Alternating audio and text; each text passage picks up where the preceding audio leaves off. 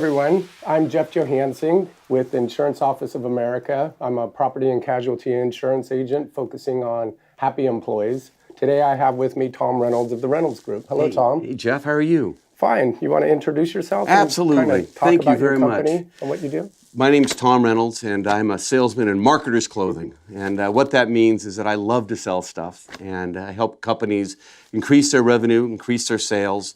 And it's, a typical story would be a client I just finished with who had only closed 2 new clients in 12 months and decided that they needed some help. So we came in, and in 6 months, we were able to get them 8 new clients and 7 hot prospects and really help them with their growing their revenue. So it was a blast. Right on. And what's your background?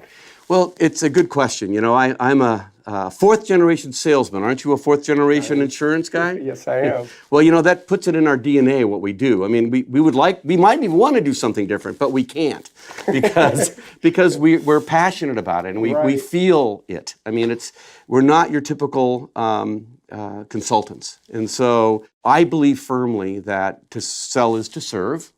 And the trick is to work with clients and get their whole organization selling and get them enthusiastic, because selling's fun, and you had a saying once about what you hear on a phone. You can hear a smile through the phone. You bet, you know. And so if you can have happy employees and also employees that believe in what you do, you can achieve great things. I completely agree.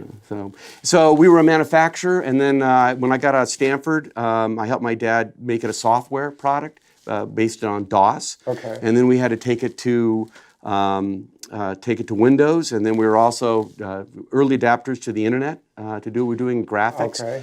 And so, and recently I've been doing a lot of work with big data. So I've always been interested in technology, and that's always a part of anything we do in marketing, on the marketing side of what we do. I hear a lot about big data. There's a lot out there. And it really helps, I think, but assist in the sales process. Oh, yeah, absolutely. So you've got a sales process that you and I have talked about and providing that. And how does that equate to increasing employees' happiness? Yeah, you bet.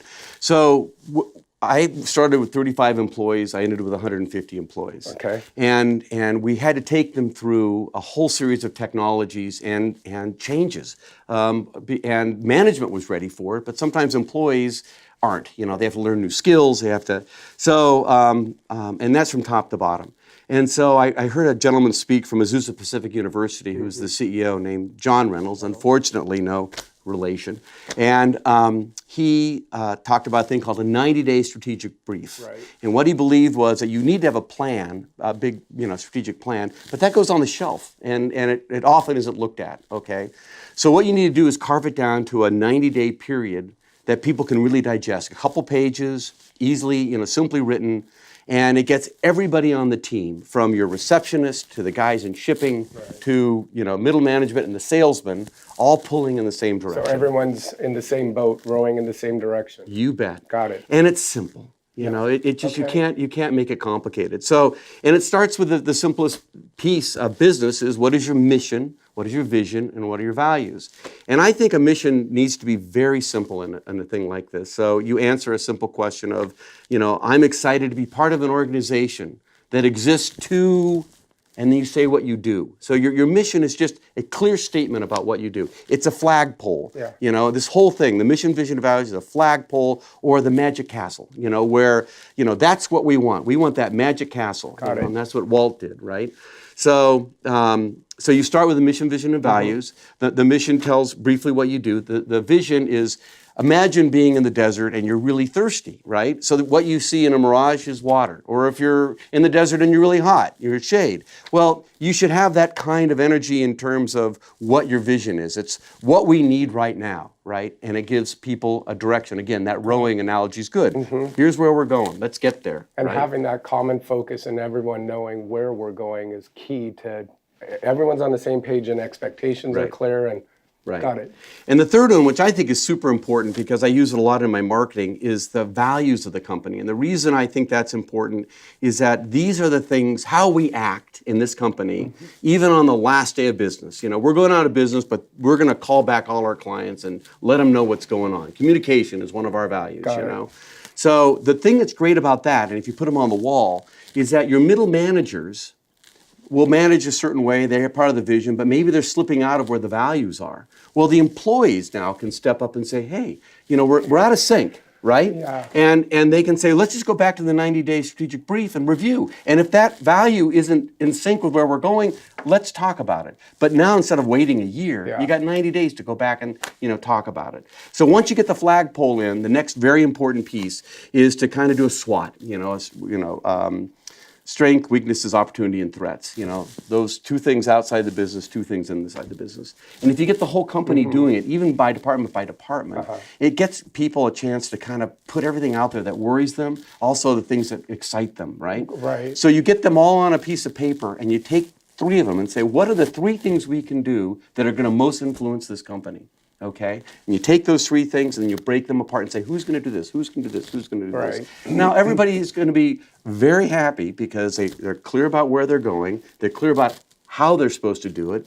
They're clear about, where it's going to take them, right? And they're going to be busy. And in 90 days, you get to come back and review it. Right. And the last piece is measuring. You've got to measure, how you're doing on those 3 things. And again, everything needs to be on the wall so people can see how they're doing, And if you nail those 3 things down, then great. And if those 3 things actually uncover 3 more things you have to do, great. Keep going. Just keep going. Right. And you do it every 90 days.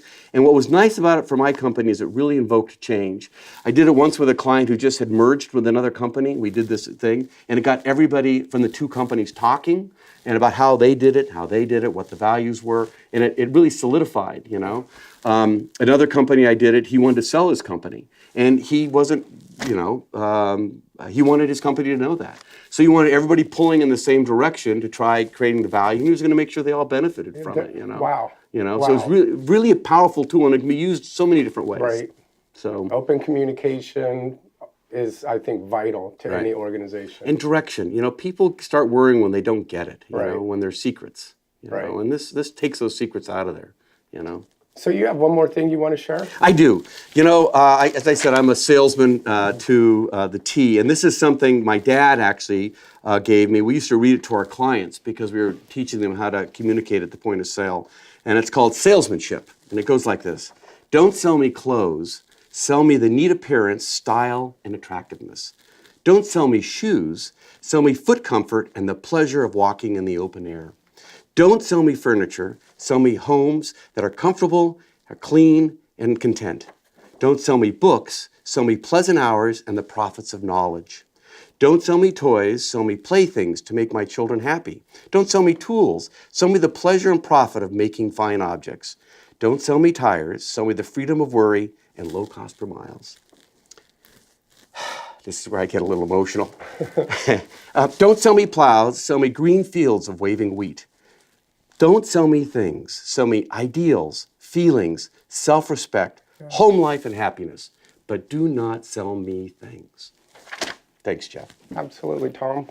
Thank you, everyone, very much. Again, Tom Reynolds with the Reynolds Group, and I am Jeff Johansson. And if you'd like to see more videos like this, please go ahead and check out our blog. Jeff does a great job